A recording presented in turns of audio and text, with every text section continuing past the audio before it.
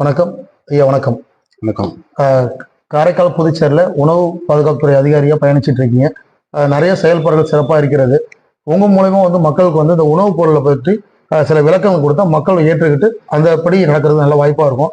எங்களுக்கு இந்த மக்கள் தினந்தோறும் பயன்படும் சில பொருட்களை பற்றி நல்ல விஷயங்கள் கூற நன்றாக இருக்கும் ஐயா. நம்ம உங்களுடைய கேள்வியை நீங்கள் ஆரம்பிக்கலாம். ஓகே. இப்போ உணவுப் பொருளை பார்த்தீங்கன்னா ஆர்டினரியா நம்ம எப்போதுமே இந்த வெங்காயம் யூஸ் பண்றோம். அந்த வெங்காயத்துல சில பேர் என்ன சொல்றாங்கன்னா அதுல நிறைய ஆபத்து இருக்கு அப்படிங்கிறாங்க.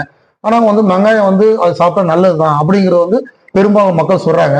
ஆனா இந்த உணவு பாதுகாப்பு அதிகாரி நிறைய பேர் என்ன சொல்றாங்கன்னா இந்த வெங்காயத்துல நிறைய பிரச்சனைகள் இருக்கு, அது நிறைய உயிர்கொல்லி சம்பந்தமா கேன்சர் வரைக்கும் வர பிரச்சனைலாம் இருக்கு அப்படின்னு சொல்றாங்க. இது என்ன, எந்த அளவுக்கு உண்மை, இதுல என்ன பிரச்சனை இருக்கு? இது சம்பந்தமா கொஞ்சம் விளக்கமாவே நான் சொல்றேன். சொல்லுங்க. ஏன்னா வெங்காயங்கிறது பொதுவாக எல்லா வீட்டிலையும் ஒரு தவிர்க்க முடியாத ஒரு காய்கறியா மாறி போச்சு இன்னைக்கு.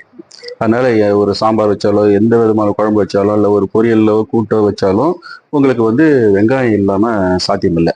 அதனால வெங்காயம் அன்றாடம் நம்ம உபயோகப்படுத்தக்கூடிய ஒரு ஸ்டேபிள் டயட்டா மாறி போச்சு. இப்போ இதை என்ன இதுல பிரச்சனைகள் வரும் அப்படின்னு கேட்டிங்கன்னா, நம்ம இந்த வெங்காயம் உடலுக்கு நமக்கு நல்ல திடகாத்திரமான சத்துக்கள்லாம் கொடுக்கும். குறிப்பாக சல்ஃபர் மாதிரியான மினரல்ஸ்லாம் நமக்கு இதில் கிடைக்கும். அது ஒன்று.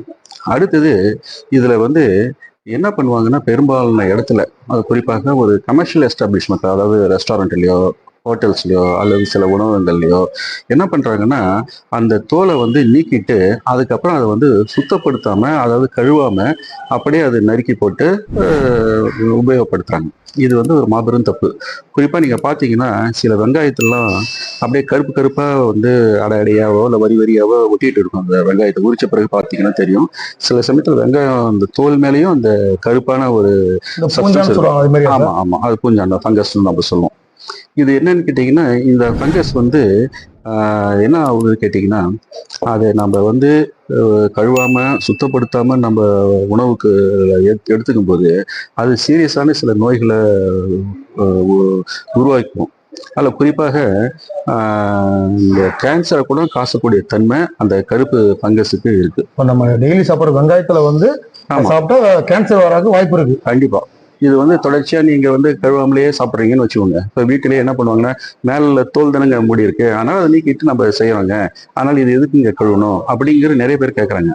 ஆனால் நீங்கள் என்ன பண்ணணும்னா, அந்த கருப்பை கண்டிப்பாக கழுவி நீக்கிட்டு சுத்தமாக தான் நீங்கள் அதை உபயோகப்படுத்தணும். அதனால நீங்க என்ன பண்றீங்க, ஒவ்வொரு வீட்டிலையும் சரிதான், அதாவது கமர்ஷியலா வணிக ரீதியாக உபயோகப்படுத்தக்கூடிய நிறுவனங்களும் சரிதான். அதாவது வணிக ரீதியாக நம்ம சொல்லும்போது உணவகங்கள் இவங்க என்ன பண்ணுவாங்க, மாசம் ஒரு நாளைக்கு 100 கிலோ 150 கிலோலாம் அவங்க வெட்டக்கூடிய சூழ்நிலைகள் வரும். அப்போ அதை என்ன பண்ணுவாங்கன்னா, மாசம் அதை தோலை நீக்கிட்டு உடனே அப்படியே கட் பண்ணி போட்டுருவாங்க. அப்போ அவங்க அந்த கழுவுறது ஸ்டேஜை ஸ்கிப் பண்ணிடுவாங்க சில இடத்துல. இந்த மாதிரி நிறுவனங்கள் நிறையவே இருக்கு. அதெல்லாம் நாங்கள் ஆய்வு பண்ணி இதில் அவங்களுக்கு விளக்கம் கொடுக்குறோம், அவங்களுக்கு விழிப்புணர்வை எடுத்துறோம். இந்த மாதிரி நீங்கள் கழுவாமல் நீங்கள் உபயோகப்படுத்தக்கூடாது. ஒவ்வொரு முறையும் நீங்கள் அதை இண்டிவிஜுவலாக கூட நீங்கள் முடிஞ்சதுன்னா வீடை இண்டிவிஜுவலாக ஒவ்வொரு தோல் நீக்கிய வெங்காயத்தையும் நீங்கள் கழுவலாம். பெரிய நிறுவனமாக இருந்ததுன்னா அதுக்குன்னு உள்ள வாஷரில் போட்டு ஒரு 2 தடவை நீங்கள் நல்ல தண்ணி போட்டு அலசி அதை ஃபில்டர் பண்ணிட்டு அதுக்கப்புறம் அந்த இதை உபயோகப்படுத்தலாம். இது ஒரு வகையான ஒரு இன்ஃபெக்ஷன் கண்டமினேஷன் வரக்கூடியது.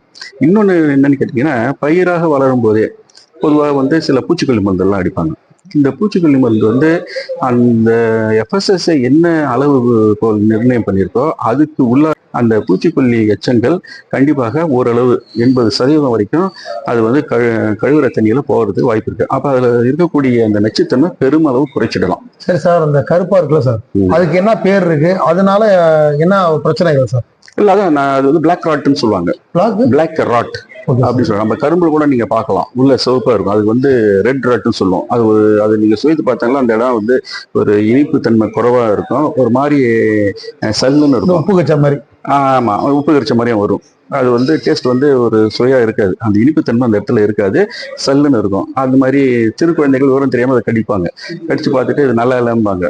அப்ப அதுவும் ஒரு ஆபத்தான கெமிக்கல், ஒரு ஆபத்தான விஷயம்தான். ஸோ இந்த மாதிரி இந்த பிளாக் ராட்டோ அல்ல ரெட் ராட்டுன்னு சொல்லக்கூடிய இந்த மாதிரி பூஞ்சைகளோ அல்லது சில வைரஸ்களால கூட இந்த மாதிரி வரும். அது மாதிரி இருந்ததுன்னா இதெல்லாம் உடலுக்கு கேடு. அதனால எப்போதுமே எந்த காய்கறியோ இல்லை பழங்களோ எதை நம்ம உபயோகப்படுத்தும் போதும் நல்லா தோலை நீக்கிட்டு உள்பக்க சதை பத்தா இருக்கிற இடத்துல நடுவில் நல்லா பிரித்து பார்த்து தான் நம்ம வந்து சாப்பிடணும். ஏன்னா சில சமயத்தில் புழுக்கள் இருக்கலாம் சில பழங்களில் அல்ல காய்கறிகள் வரும். உதாரணமாக வந்து நீங்கள் காலிஃப்ளவர் பார்த்தீங்கன்னா அல்லது முட்டைக்கோஸ் இந்த 2 ஐட்டத்துலேயும் பார்த்தீங்கன்னா புழுக்கள் இருக்கலாம் அல்லது நட்டைகள் இருக்கலாம். இது மாதிரி இதெல்லாம் நம்ம கவனிக்காம நம்ம சரியாக கழுவாம நம்ம உபயோகப்படுத்தும் போது உங்களுக்கு அது தேவையில்லாத கெடுதல்களை உண்டு பண்ணும். அதனால நீங்க வந்து இதெல்லாம் நல்லா கழுவி தான் யூஸ் பண்ணணும். அதுக்காக தான் என்ன சொன்னேன்னா, முதல்ல நீங்க வந்து இந்த 5% ப்ளீச்சிங் சொல்யூஷன் அல்லது குளோரினேட்டட் வாட்டர் அதில் நீங்கள் போட்டு ஊற வச்சுட்டு ஒரு 1/2 மணி நேரம் கழிச்சு நீங்கள் வாஷ் பண்ணீங்கன்னா அதில் இருக்கக்கூடிய பாராசைட்டிக் இன்செக்ட்ஸ் அதெல்லாம் உங்களுக்கு செத்துரும். அதுக்கப்புறம் நீங்கள் ஒரு 2 முறை அலசிட்டு நீங்கள் உபயோகப்படுத்திங்கன்னா பாதுகாப்பாக இருக்கும். இப்போ ஆக மொத்தத்தில் வெங்காயத்தை வந்து வாங்க உரிச்சு உடனே குழம்புல போடாம சாம்பார்ல போடாம அது ஒரு நாளைக்கு 2 நாளைக்கு கழுவிட்டு பயன்படுத்தினா பல நோய்கள்ல இருந்து நம்ம வந்து நம்மளை வந்து கத்துக்கலாம், கவுந்து பண்ணிக்கலாம். ஆமா.